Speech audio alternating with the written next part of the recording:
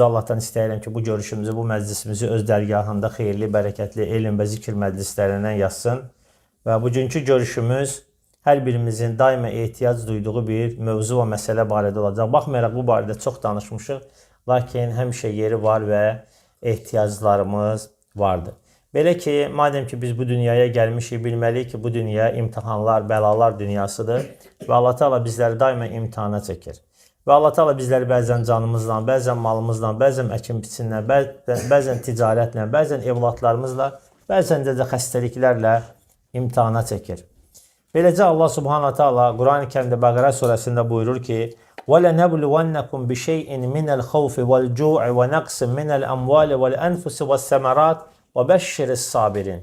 Biz sizləri biraz qorxu, biraz aclıq, biraz mal azlığı, biraz da canlarınız və əkin-biçin qıtlığı ilə imtihana çəkəcəyik. وَبَشِّرِ الصَّابِرِينَ. Elə isə səbr edənləri müjdələ. Sonra Allah Teala buyurur ki: اَلَّذ۪ينَ اِذَا أَصَابَتْهُمْ مُصِيبَةٌ قَالُوا اِنَّا لِلّٰهِ وَاِنَّا اِلَيْهِ رَاجِعُونَ. Onlar o kəslərdir ki, yəni səbr etdiklərinə görə müjdələnən kəslər, o kəslərdir ki, onlara hər hansı bir müsibət baş verdikdə deyərlər ki, biz Allah'tan gəlmişik və Allah'a da qayıdacağıq. Yəni Allah Subhanahu Teala bizi yaradıb, bizi bu dünyaya gətirib və bizlərə imtihanlar vəd etmişdir. Bəzi insanlar bu günlər suallar verirlər ki, bəs hanı Allahın rəhməti ki, Qazzada uşaqlar ölür? Başqa yerlərdə, məsələn, Afrikanın bəzi ölkədə xəstəliklər yayılır və yaxud da başqa yerlərdə başqa cür müharibələr və yaxud da bəlalar yayılır eləyir və yaxud da günahsız uşaqlar ölür, adi ilə anadan olan kimi ölür, xəstələnir, ölür və yaxud da qəzaya olur. Bəs hanı Allahın rəhməti? Biz də onlara cavab veririk ki, Allah Teala bizə Quran-ı Kərimdə vəd verməyib ki, sizin başınıza heç bir şey gəlməyəcək. Allah Teala rəhmətlidir. Bəli, Allah Teala qullarını sevir, onlara qarşı lütfkardır. Bu bəlalar özü də Allahın rəhmət və lütfündən gəlir. İnanın ki, Allah Teala insanlar var ki, onları imtihan eləməsə, onlar azğınlaşar, hətta fironlaşarlar.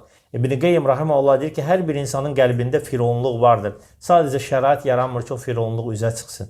Allah Teala imtihanlarla, bəlalarla insanı biraz sarsıldır ki, insan fironlaşmasın. Və bilsin ki, onun başına gələn hər hansı bir şey Allah'tandır. İstər xeyirlisi, istərsə də şərlisi. Belə ki, insan iman gətirəndə ondan tələb olunan imanın 6 şərti var ki, onun da sonuncusu odur ki, insan qədərin, xeyir və şərinin Allah Teala tərəfindən olmasına iman gətirməsi. Baxın, az öncə oxuduğum ayətdə Allah Teala buyurur ki, biz sizi biraz, demədi daima, demədi çox və demədi sürəkli, biraz. Bu da onu göstərir ki, imtihanlar bizə az gəlir və həmçinin də müvəqqətidir. Biz sizi biraz qorxu və biraz aclıqla imtihan edəcəyik. Qorxu nədir? Müharibələr, təhlükələr, istənilən qorxu nə ağlınıza gəlirsə, onu düşünə bilərsiniz. Biz sizi biraz qorxuyla, yəni azacıq bu dünya həyatına nisbətdə azacıq qorxuyla imtihan edəcəyik. Və həmçinin də biraz acılıqla. Demək, insanların bu dünyadakı həyatları imtihansız keçən deyir. Çünki bu dünya bəlalar və ayrılıqlar dünyasıdır. Bu dünyada mütləqdir ki, insanlar imtihanları görsünlər. Aclıq da nədir? Qiymətlərin bahalaşması, insanların müəyyən bir vaxt, müəyyən səbəblərdən dolayı yemək içmək tapa bilməmələri və beləcə ac qalmamalar. Görürsən, bir bölgədə aclıq imtihanı var, bir bölgədə qorxu imtihanı var. Və beləcə Allah Teala imtihanları bölüb və insanlar arasında paylaşıb. O zaman ki, müsəlmanlar Bədir döyüşündə qalib oldular. Sonra Uhud döyüşündə böyük bir sarsıntıya uğradılar ki, bir anda 70 şəhid verdilər.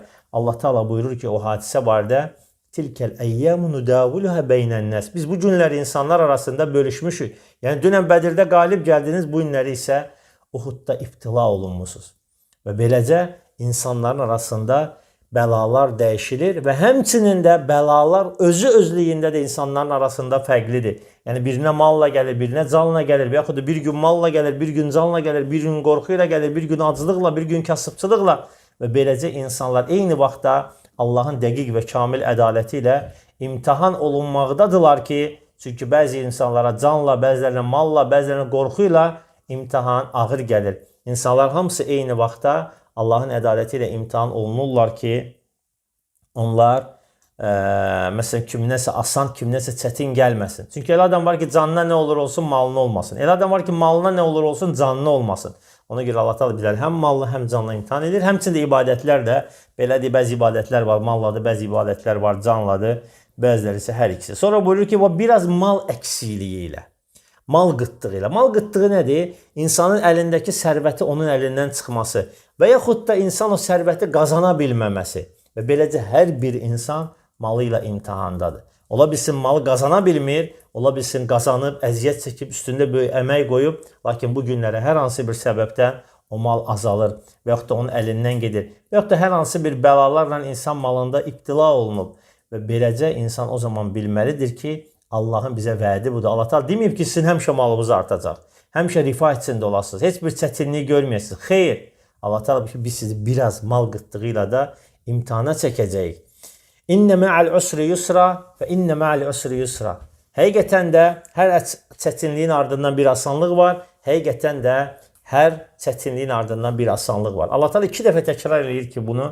Yəni insanlar bilsinlər ki, çətinliklər də müvəqqətidir. O malda gələn imtahan, o sıxıntı da bil ki, əbədi deyil. Allah Teala mütləq onu əvəz eləyəcək. Biraz keçmişə nəzər salsın, görərsən ki, ondan da böyük imtihana tuş gəlmişdin. Ondan da böyük imtihanla ibtila olmuşdun. Lakin bu günləri isə Allah Teala onu səndən qaldırıb. Demək, bugünkü yaşadığımız imtihanda hər nə olursa olsun bilməliyik ki, o sabah bizdən qaldırılacaq. Və mümkün deyil ki, bəlalar davamiyyətli, sürəkli olsun. Ona görə Hindistanın müsəlman şahlarından biri öz vəzirinə əmr edir ki, şahlıq üzüyü sifariş verir və deyir ki, o üzüyün üzərinə elə bir şey yazılsın ki, mən ora qəmli, kədərli olduğum zaman baxım və qəmim, kədərim məndən geçsin. Firavanlıq vaxtında baxım və firavanlığım məndən geçsin, təkəbbürlənməyim. Və vəzir çox fikirləşdiyindən sonra və üzüyün üstünə zərgərə əmr edir, yazsın ki, bu da gedəcək. Bu da gedəcək. Bu dünyada əbədi heç bir şey yoxdur. Nə xoşbəxtçilik, nə bədbəxtçilik, nə imtahan, nə də neymətlər. Mütləqdir ki, hamısının bir sonu vardır. Bir sonu var. Bu dünyada əbədi heç bir şey yoxdur. Və ona görə əlimizə gələn neymətlər zamanı şükür etməliyik, bəlalar gəldikdə isə səbr etməliyik. Və bu dünyanın ləbud bir halıdır və insan hətta bunu ağılla belə idrak etməlidir ki, təcrübədən olaraq keçmişə baxanda, digər ətrafına insanlara baxanda görsün ki, insanların halı belədir, bir gün belə olur, öbürsü gün isə fərqli olur. Sonra buyurur ki, Allah Teala vəl-ənfusi vəs-səmərat və həmçinin canınızla və əkin biçin qıtlığı ilə və bəşşiri sabirin, elə isə səbr edənləri müjdələ. Canınızla nədir? Cana gələn xəstəliklər, cana gələn bəlalar, cana gələn əziyyətlər. Görürsən ki, insan qızdırma keçirir, bütün bədəni ağrıyır, insan üşüdür və yaxud da bədəninin bir orqanı ağrıyır, bütün orqanlar onunla narahat olur, əziyyət çəkir və həmçinin də mal əkin biçin qıtlığı ilə. Ola bilsin, görürsən ki, bu günləri eyni bağda, eyni hektarda, eyni ağac sayında, məsələn 10 ton mal götürürsən, gələn il isə 5 ton götürürsən. Və yaxud da ola bilsin ki, mal götürmürsən. Bu da o deməkdir ki, insanlar heç vaxt bir şeyə etimad eləməsinlər. Və bilsinlər ki, bir gün belə olur, digər gün isə elə olur və insanlar hər bir vəziyyətə hali olmalıdırlar və hər bir vəziyyətdən şükürlə çıxmalıdırlar və hər işi Allaha qaytarmalıdırlar. Ona görə Allah Teala buyurur ki, səbr edənləri müjdələ. Sonra kimdir o səbr edənlər? Onlar o kəslərdir ki, başlarına bir müsibət gəldiyi zaman deyərlər ki, innə lillahi və innə ileyhi raciun. Biz Allahdan gəlmişik, Allaha da qayıdacağıq. Allaha da qayıdacağıq. Yəni biz Allahın mülküyük. Allah Teala bizi yaradıb, bizdə istədiyini eləyir. İştara minəl mu'mininə ənfusəhum və əmvaləhum bi ennə ləhumul cənnə. Allah Teala möminlərdən canların və malların cənnət müqabilində almışdır. Allah Teala bizlə ticarət eləyib. Allah Teala bizlə alış-veriş eləyib. Nədir o alış-veriş? Allah Teala bizə cənnəti verib, əvəzində bizdən canımızı, malımızı alıb. Baxmayaraq, zaten bizim canımız, malımız Allahındır. Lakin Allah lütfündən, kəramından, böyülüyündən bizlə ticarət eləyir. Yəni bizə verib, sonra o şeyi bizdən bədavə almır. Müqabilində əbədiyyən cənnət verir. Ona görə madəm ki, o canımızı da Allaha vermişik, malımızı da Allaha vermişik, Allah Teala malımızda da, canımızda da nə istəsə eləyər. Və zaten Allah Teala bizə öz analarımızdan daha rəhəmlidir. Və ola bilməz ki, Allah Teala qullarına zülm eləsin və yaxud da onların hər hansı bir çətinliyə düşməyin istəsin.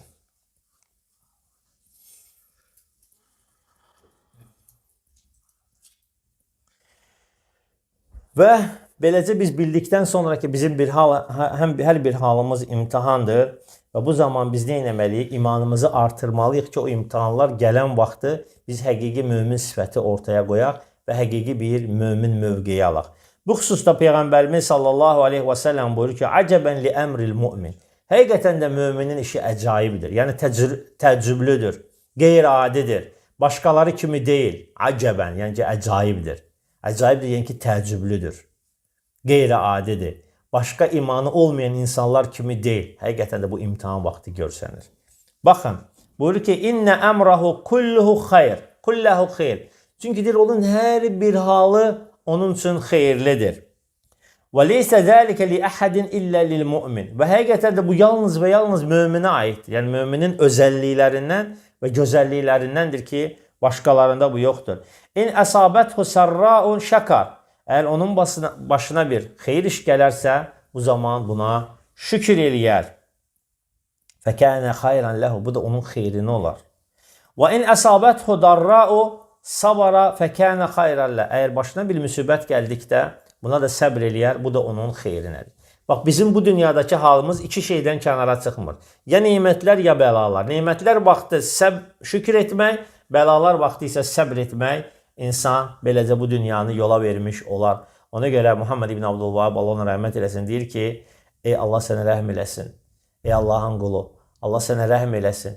Allah səni o kəslərdən eləyib dünyada xoşbəxt eləsin ki, başına nemət gələndə şükür edir, müsibət gələndə səbr edir, günah edəndə isə istiğfar edir. Allah Teala bizləri nemət veriləndə səbir, nemətlər veriləndə şükür, bəlalar gələndə səbir, günah eləyəndə də istiğfar edən qullarından etsin. Onun üstünə gör.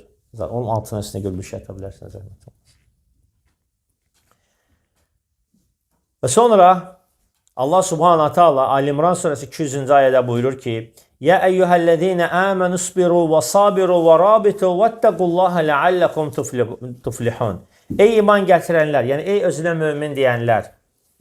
Ey özünə mömin deyənlər. O kəslər ki, Rəbbim Allahdır, dinim İslamdır, Peyğəmbəri Muhammed sallallahu aleyhi ve sellem'dir, kitabım Qurandır, qibləm Kəbədir. Bir sözlə özü mömin sayan insan. Allah tabi ki, ya eyyuhellezine amenu. Quran-ı Kərimdə bəzi yerlərdə Allah Teala buyurur ki, ya eyyuhənnas, ey insanlar. Lakin burada deyil, ey iman gətirənlər. Yəni ey özü mömin sayan insan, səbr edin və səbrinizdə davamiyyətli olun. Yəni biraz səbr elədin, sonra səbrini pozma. Səbr elə və səbrin üzərində davamiyyətli ol. Və rabitu və sabit olun. Sabit olun. Allahdan qorxun ki, beləcə nicat tapasınız. Demək, bizim nicat tapmağımız nə idədir? Səbirdə. Və səbir üzərində davamiyyətli olmaqda ki, onunla biz nicat tapan qullarından olsun. Və həqiqətən də səbir əzəmətli sifətlərdəndir və insandan əzm tələb eləyir. Bu xüsusda da Allah Teala Loğman surəsi 17-ci ayətdə buyurur ki: "Vasbir alə mə əsabəkə innə zəlikə min azmil umur." Sənin başına gələn şeylərə görə səbr elə, həqiqətən də səbr eləmək çox əzəmətli işlərdəndir. Yəni səbir insandan əzmkarlıq tələb edir. Səbir əzmkar insanların xislətidir, xasiyyətidir.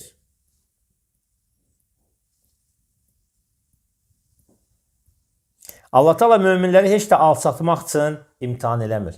Əksinə Allah Teala mömini imtihan eləyir ki, onu ucatsın, dərəcələrin qaldırsın. Möminlərin anası Ayşə radiyallahu anhə deyir ki, həqiqətən də Allah Resulü sallallahu aleyhi ve sellem belə dedi: "Mə min musibətin tusibul muslimə illə kəffərallahu azze və cəllə bihə anhu həttə şəvkətu yüşəkəhə." Deyir ki, müminin başına gələn elə bir çətinlik yoxdur ki, Allah Teala onunla onu təmizləmiş olmasın, hətta ayağına batan tikan belə, hətta ona toxunan tikan belə. Təsəvvür eləyin, başımıza gələn hər bir müsibətdə biz ihtisab eləməliyik. Yəni ummalıyıq ki, Allah Teala onunla bizi təmizləyir, günahlarımızı yüngülləşdirir və bizim dərəcələrimizi qaldırır. Hətta bədənimizə toxunan bir tikan belə. Üzərimizə düşən nədir? Elhamdülillah demək. Yəni səbr etmək. Və həmçinin Allah Subhanahu Taala'nın səbr edənlərə olan mərhəmətindəndir ki, çətinliklər müvəqqətidir və onların sonu var. Az öncə oxuduğum ayətdə deyildiyi kimi ki, Allah Teala buyurur ki, "Fə-innə ma'al usri yusra, innə ma'al usri yusra." Həqiqətən də hər bir çətinliyin ardınca asanlıq gəlir. Həqiqətən də hər bir çətinliyin ardınca asanlıq gəlir. Burada çox bir bəlağı ecazkarlıq var Quran-ı Kərimin bu ayətlərində. 2 dənə eyni cümlə ardıcıl təkrar olur. 2 dənə eyni cümlə ardıcıl təkrar olur. Burada alimlər deyirlər ki, ərəb dilində belə bir qayda var. Əgər eyni cümlə eyni vaxtda 2 dəfə təkrar olursa, orada gələn sözlərin biri qeyri-müəyyənlikdə və digəri müəyyənlikdədirsə, qeyri-müəyyənlikdə gələn şey cümlə 2 dəfə təkrarlanmağına baxmayaraq 1 dəfə sayılır, lakin qeyri-müəyyənlikdə gələn isə 2 dəfə sayılır.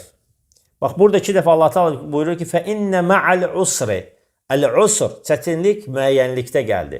İkincidə də gəldi ki, İnnə mə'al usri, həqiqətən də çətinlik. Lakin asanlıq isə qeyri-müəyyənlikdə gəldi. Hər iki cümlədə gələn çətinlik bir çətinliyə qayıdır, bir çətinliyə dəlalət edir. Lakin ardıca isə iki asanlıq gəlir. Ona görə alimlər bu ayətləri izah edəndə deyirlər ki, həqiqətən 2-1-ə qalib gəlir. Yəni, həqiqətən də çox aza qalib gəlir. O yöndən ki, Allah Teala bizlərə bir bəla, ardınca 2 çətinlik, 2 farac göndərir və Allah Subhanahu Taala bizləri hər bir sıxıntıdan azad eləsin.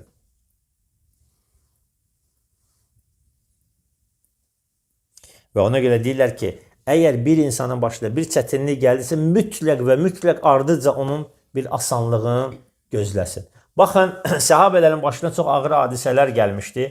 Həmin ağır hadisələrdən də biri Hudeybiyyə sülhünün bağlanması idi və səhabələrin yarı yoldan geri qaytarılması idi və onlar çox çətin bir vəziyyətdə idilər. Allah Teala ayə nazil elədi. İnnə fətəhnə ləkə fəthən mubinə. Həqiqətən biz sənə böyük bir fəthi verdik. Nə idi böyük bir fəth? Məkkənin fəthi. Peyğəmbər sallallahu aleyhi ve sellemin o mübarək yerin və vətəni olduğuna görə 2 dəfə, yəni ki, ona əziz idi. Həm mübarək yerdi, həm vətəni idi. Qəlbində ona böyük bir şövq var idi. Və istəyirdi Allah Teala onun üçün fəth eləsin. Allah deyir ki, biz sənə böyük fəth verdik. Amma bu tərəfdə Peyğəmbər sallallahu əleyhi və səlləm çətin bir vəziyyətdədir. Müşriklərin qoyduğu ağır şərtlərlə razılaşmaq məcburiyyətində qalıb o müqavilələrə qol çəkir. Lakin Allah Teala deyir ki, həqiqətən də biz sənə böyük bir fəthi verdik. Demək, çətinlik nə qədər şiddətlənirsə, ardıca asanlıq yaxınlaşır. Və bilmək lazımdır ki, əgər bir insanın çətinliyi nə qədər böyüdürsə, onun həm mükafatı, həmçində ortadan qalxmağı tezlikcə asanlaşır. Allah Subhanahu Taala Zümər surəsi 10-cu ayədə buyurur ki, İnnəmə yuvaffəs sabirunə əcrahum biğeyri hisab. Həqiqətən də səbr edənlər hesabsız olaraq mükafatlandırılacaqdır. Baxın, bu yalnız səbr edənlərə verilən bir vəddir Allah Subhanahu Taala tərəfindən ki, madəm ki onlar Allahın verdiyi vədə səbr edirlər və Allah Subhanahu Taala da onların əcrin və mükafatın əvəzsiz verəcək. Yəni saysız hesabsız verəcək. Quran-ı Kərimdə təxminən 90-dan çox yerdə səbr sözü keçir.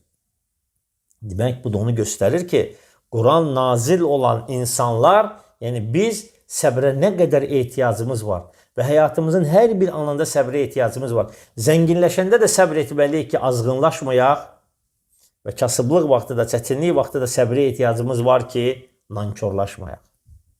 Allaha qarşı askirlik etməyək. Bunlar hamısı onu göstərir ki, bizim səbrə nə qədər ehtiyacımız var. Və insan nə qədər səbirli olsa, nə qədər vüqarlı olsa, nəinki Allah dərgahında, hətta insanların yanında o qədər hörmətli olur. Amma o ki, qaldı ki, insan nə etməlidir ki, səbir etməyi bacarsın? Nə etməlidir ki, səbir onun üçün asanlaşsın? Və Allah Subhanahu Taala ondan razı qalsın. Birincisi odur ki, insan bilməlidir ki, həqiqətən də Allah Taala onu səbr etdiyinə görə ondan razı qalacaq və onu mükafatlandıracaq. İkincisi bilməlidir ki, əgər Allah Taala ona bir dərd göndəribsə, mütləqdir ki, o dərdin dəvasını da göndərib, o dərdin şifasını da göndərib, əlacını da göndərib, Allah Taala mütləq o dərdi ondan qaldıracaqdır. Və həmçinin də bir şey bizə zahirən pis, ziyanlı görsənsə belə, lakin Allah Taala onun ardında böyük bir xeyirlər gizlətmişdir. Amma biz bunu bilmirik. Biz müsibət gələndə həmişə ona negativ gözdən baxırıq. Lakin biz ona Allahın bəsirət gözü ilə baxsaq ki, Peyğəmbər sallallahu əleyhi və səlləm buyurur ki, "Mə qəddarallahu li abdihi qadaran illə kana xayran la." Allah Taala bir qulu üçün nə təqdir edirsə, mütləq onda onun üçün xeyir var. Nəyi təqdir edirsə, istisnasız xeyir də, şər də, hamısında xeyir var. Fəmən radiyə fələhu rida və mən səxətə fələhu suxut. Kim riza göstərərsə, ona da Allahın rizası. Kim az kifirli qəzəb göstərərsə, ona da Allahın qəzəbi vardır. Demək, hər bir halda nədir? Müsibətlər müminin xeyrinə, ziyanına bir şey yoxdur. Çünki biz zahirin görürük. Allah Teala buyurur ki: وَعَسَى أَنْ تَكْرَهُ شَيْئًا وَهُوَ خَيْرٌ لَكُمْ وَعَسَى أَنْ تُحِبُّوا شَيْئًا وَهُوَ شَرٌ لَكُمْ وَاللّٰهُ يَعْلَمُ وَأَنْتُمْ لَا تَعْلَمُونَ. Ola ki sizin xeyirli gördüyünüz şey sizin ziyanınıza, ziyanlı gördüyünüz şey ise sizin xeyrinizə ola bilər.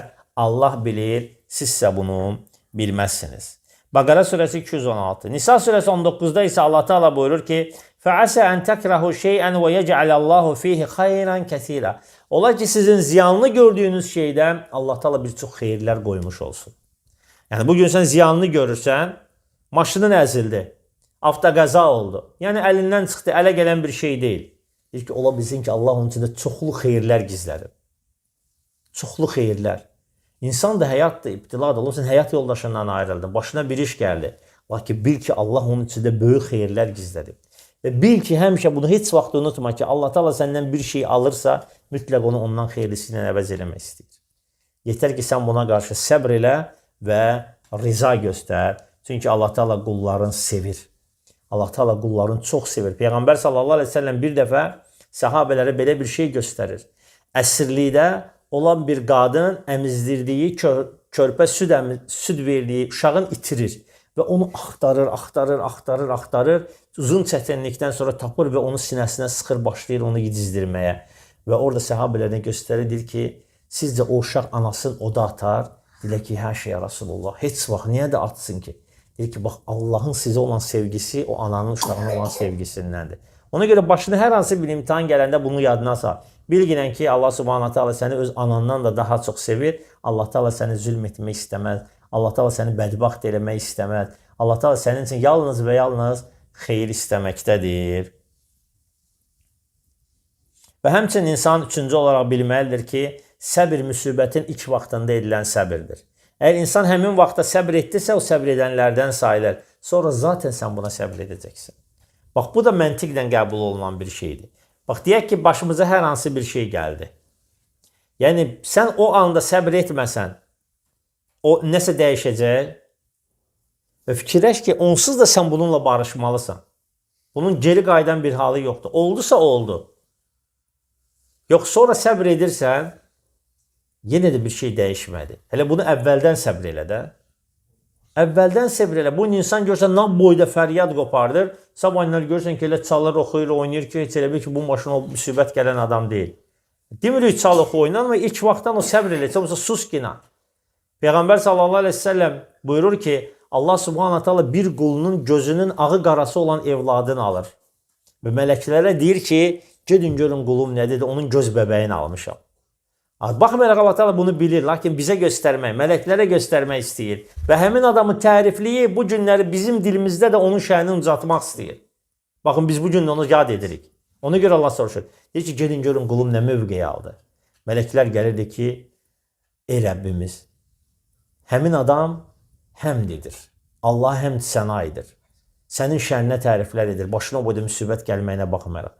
Allah Teala deyir ki, ona cənnətdə bir ev tikin və həmin evin adını da həmd evi qoyun. Bundan böyük nemət nə ola bilər? Zaten o uşağı da Allah Teala sonunda qaytaracaq valideynlərinə. Günah, körpə yaşında ölən uşaqlar cənnət əhlidir. Müsəlmanların evladları valideynlərinə qayıdacaqdır cənnətdə. Və deyir ki, bundan gözəl nə ola bilər? Və Allah Teala onun üçün cənnətdə bir ev tikdirir və həmin evin adını da qoyur ki, həmd evi.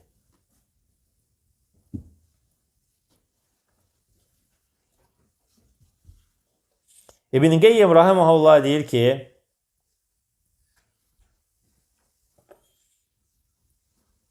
insanın nemətlər vaxtı nankör bir mövqey alması düşməni sevindirir və dostların kədərləndirir. Yəni, sənin nankörlük etməyin, belə deyək də, bədbaxt bir hala düşməyin sənə insan müsibətlər vaxtı özün çətin bir vaxta salması düşməni sevindirir yalnız. Və dostları isə kədərləndirir və məyus eləyir. Və Rəbbi isə qəzəbləndirir. Və şeytanı ona qarşı asanlaşdırır. Yəni şeytanın onun üzərində olan səltənətin böyüdür. Və əcrin və mükafatın aparır. Və nəfsin gücün zəiflədir. Lakin deyir, əgər səbr edib, savabını Allahdan istəyərsə, şeytanı məyus edər və şeytan məyus qalar, Rəbbin razı salar, dostların sevindirər və düşmənin kədərləndirər. Və sonra buyurur ki, dostları hətta ona təziyə verməkdən belə özlərin aciz görərlər. Çünki görərlər ki, bu adam nədir? Sərbəstdir, yaxşıdır, özün ələ almağı bacarır. Və deyir ki, əsli kamil və böyük sabitlik də məhz budur. Kamil və böyük sabitlik budur. Çünki insan başına gəldiyi şeylə özün məyus eləyəndə, özün yoranda, yəni ki, belə dedik, yaxasını cırır, üzün gözün yolur, söyür, qarğış eləyir, nə eləyir? Bu deyir, ancaq düşməni sevindirir. Nəfsi zəiflədir, Rəbbi qəzəbləndirir, dostları kədərləndirir. Bu nə xeyir gəldik sənərvə? Onsuz olan olub. Heç də dəyişməyəcək. Lakin insan əzimkar olanda, səbirli olanda əcri mükafatı olur, əcri zay olmur, Rəbbin razı salır, şeytanı məyus edir, dostları sevindirir, nəfsi gücləndirir. Hətta deyir, dostlar o yerə gəlir, çıxır ki, ona təziyə verməkdən belə özlərini aciz görürlər. Çünki görürlər ki, adam yəni ki, maşallah, sabitdir. Və sonra buyurur ki, deyir, əsli, kamil və əzəmətli sabitlik də budur. Və mömin möminliyin o zaman göstərmiş olur. وَلِيَعْلَمَ اللّٰهُ الَّذ۪ينَ جَاهَدُوا مِنْكُمْ وَيَعْلَمَ الصَّابِرِينَ. Allah Teala bunu ona göre edir ki, sizlerden cihad edenleri ve sabredenleri bilmekten ötürü.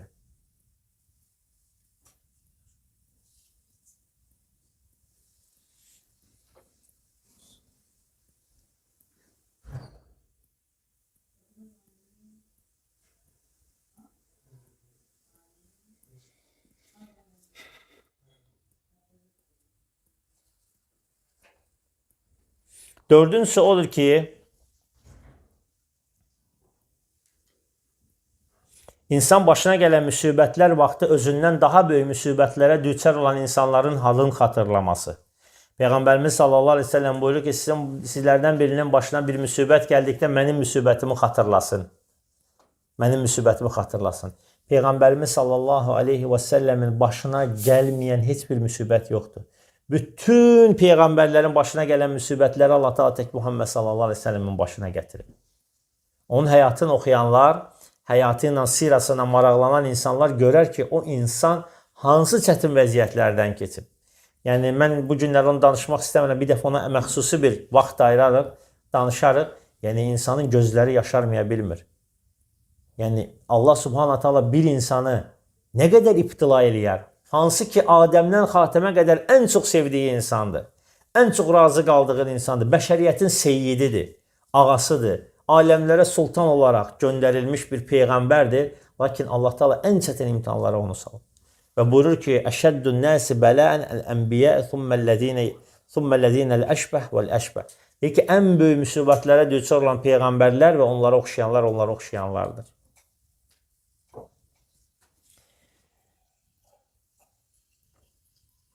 İbn-i Qeyyim rahimehullah buyurur ki, bəlanı söndürməyin, yəni bəladan gələn çətinliyi söndürməyin yollarından biri odur ki, insan müsibət əhlin, özündən də böyük müsibətə düçar olan insanların halını xatırlaması və bilməsi ki, onların başına gələn çətinliklər bunun başına gələn çətinliklərdən daha böyükdür.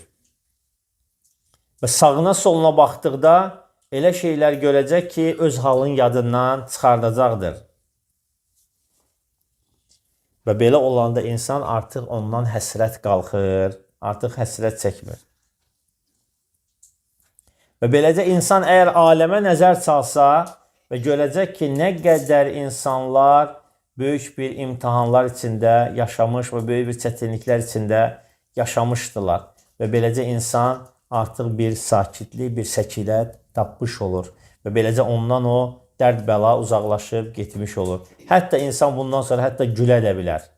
Gülə də bilər ki, doğrudan da necə insanların halı vardır.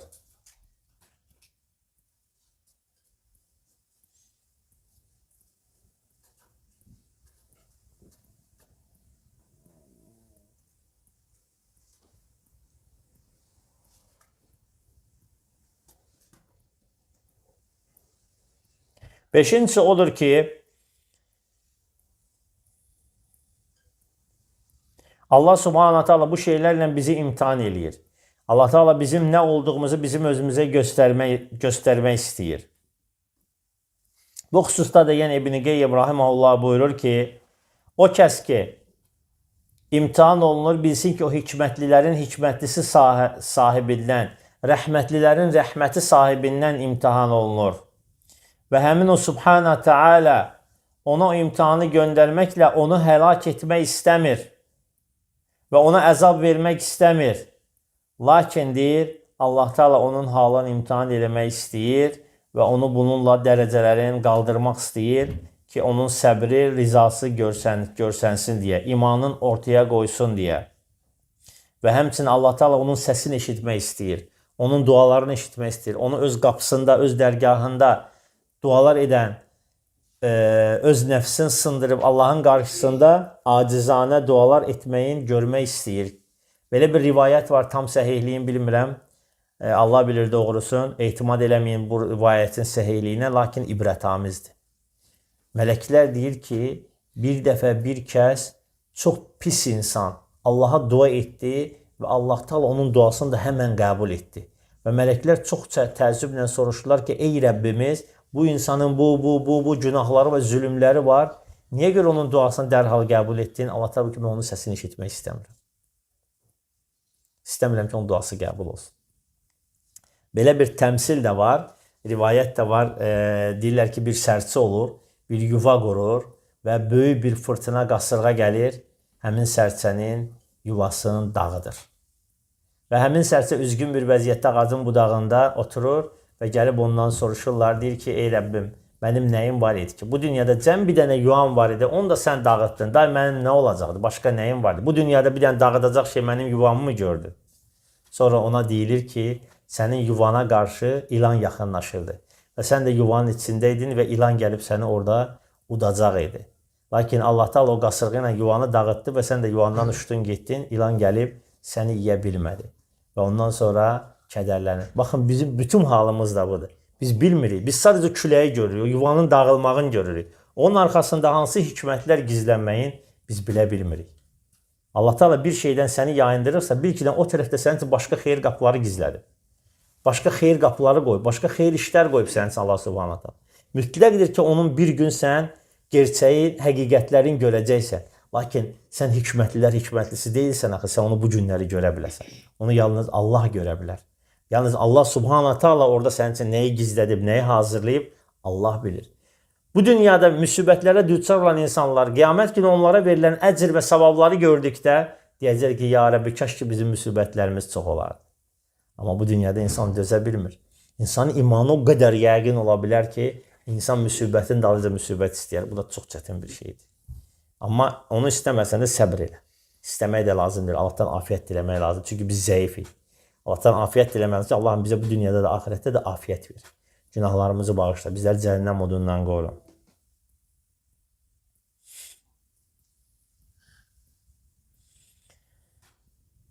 Və həmçinin 7-ci yöndən ki, insan müsibətlər zamanı necə səbr eləməyə çalışmalıdır? Baxsın özündən gedən şeylərə yox, özündə qalan şeylərə. Məsələn, bu günlər sənin başına bir iş gəldi, bir daş düşdü, maşının əzik oldu. Heç bir şeyə yaramaz bir vəziyyətə gəldi, çatdı. Amma bax ki, Allah Teala sənə qıraqda nələr verib. Yetər ki, sənin bütün əzalarının sağlam bir vəziyyətdə bədənində olması hər şeydən qiymətlidir. Möminə afiyyətdən böyük bir şey verilməmişdir. Sən bugün bədənində afiyyətdəsən, amma sənin maşının getdi. Bugün sən əmin-aman bir ölkədə yaşayırsan, sadəcə maşının getdi. Bugün sənin evdə ailən var, sadəcə maşının gedib. Bugün sənin evdə evladların var, sadəcə maşının gedib. Sənin bugün valideynlərin və yaxud da bir valideynin var, sadəcə maşının gedib. Və beləcə saymaqla bitməyən nemətlərin biz içində yaşayırıq ki, amma gözümüz bir dənə o əzilən maşını görür. O maşını da sənə verən Allahdır. Ondan da daha gözəllərin, daha böyüklərin, daha bahalarını Allah Teala sənə verməyə qadirdir. Zaten insanlar Allah həmd olsun, əksər hallarda yaxşıya doğru gedirlər. Bugün zəif bir şey gedirsə, ondan gözəli, ondan böyüyü, ondan genişi, ondan daha bahalısı gəlir. Amma yetər ki, o gedən vaxtı səbr eləməyə bacarasan. Və biləsən ki, başına gələn hər bir şey Allah Taala tərəfindəndir. Və belə düşünəndə insan artıq səbr eləmək onun üçün asanlaşır. Baxın, Peyğəmbərimiz sallallahu aleyhi və səlləmin yanına Ayşə anamız gəlir bir dəfə soruşur ki, deyir ki, ya Rasulallah, sənin başına gələn ən çətin vaxt hansıdır? Ən çətin vaxt nə olub? Uhuddan da mı ağır bir vaxtın olub? Deyir ki, bəli olub. Deyir ki, ya Rasulallah, hansıydı o? Hansı çətinliyi? Deyir ki, Aqaba günü. O gün ki, deyir, mən üst tutdum qövmümə və istədim ki, onları İslam dininə dəvət edeyim və onların başçılarına müraciət elədim, üzün çevirdi, getdi. Təsəvvür Peyğəmbərimiz sallallahu aleyhi ve sellem danışdırmır. Üzün çörür, belə gedir.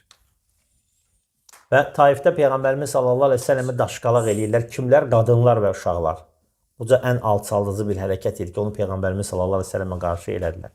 Hətta Peyğəmbərimiz sallallahu aleyhi ve sellemin şərafətli topuqlarından qan axır.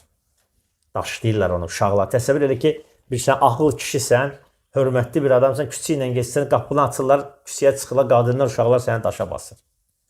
Bir də gör ki, sən Allahın rəsulu olasan. Bəşəriyyətə rəhmət olaraq göndərilmiş bir elçi olasan, o yaşında küçədə qadınlar və uşaqlar səni daşa basır.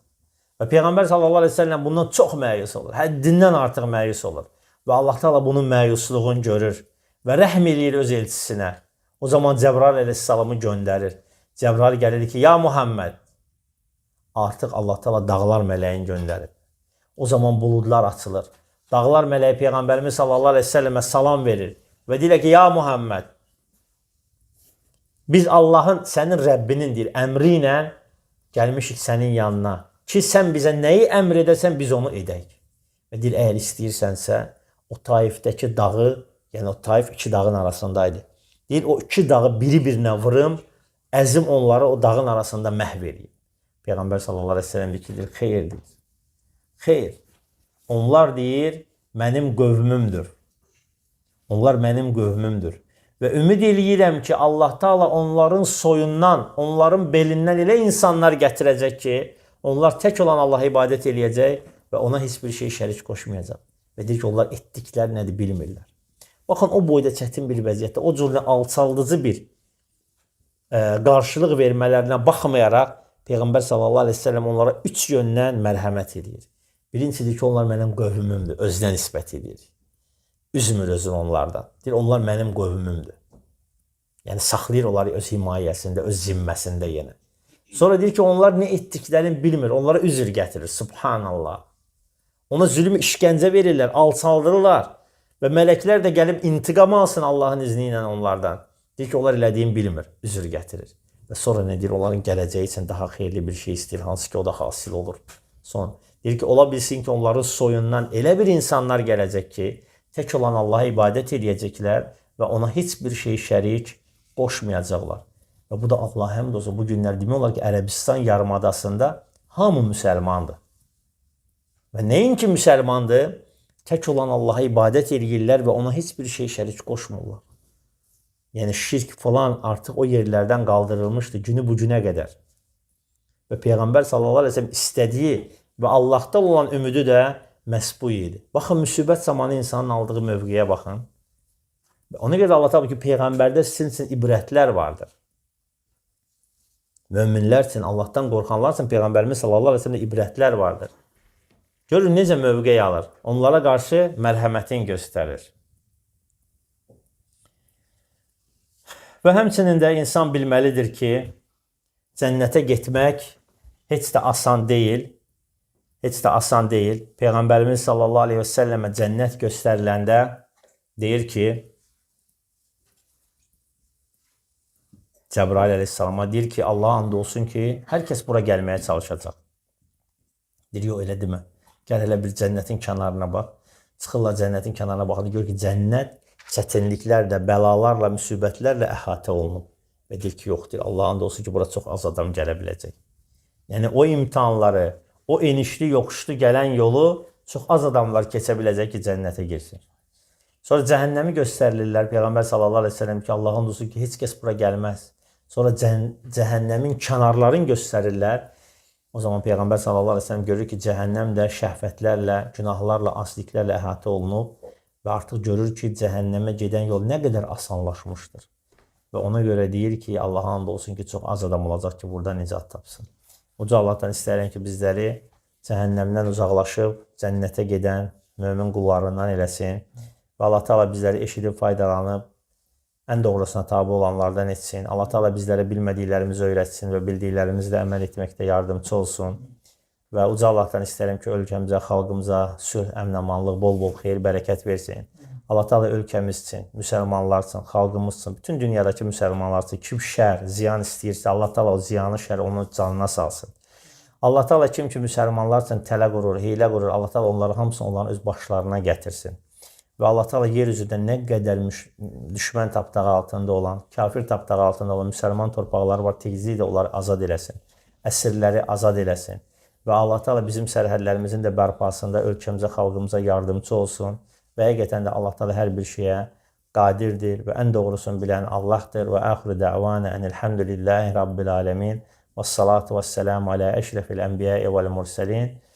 Subhanək Allahumma bihamdik. Əşhədü ən la ilahe illa ənt. Əstəğfiruka və ətubu ileyh. Subhanə rabbika rabbil izzəti amma yasifun. Və selamun aləl mursalin. Velhamdülillahi rabbil alemin.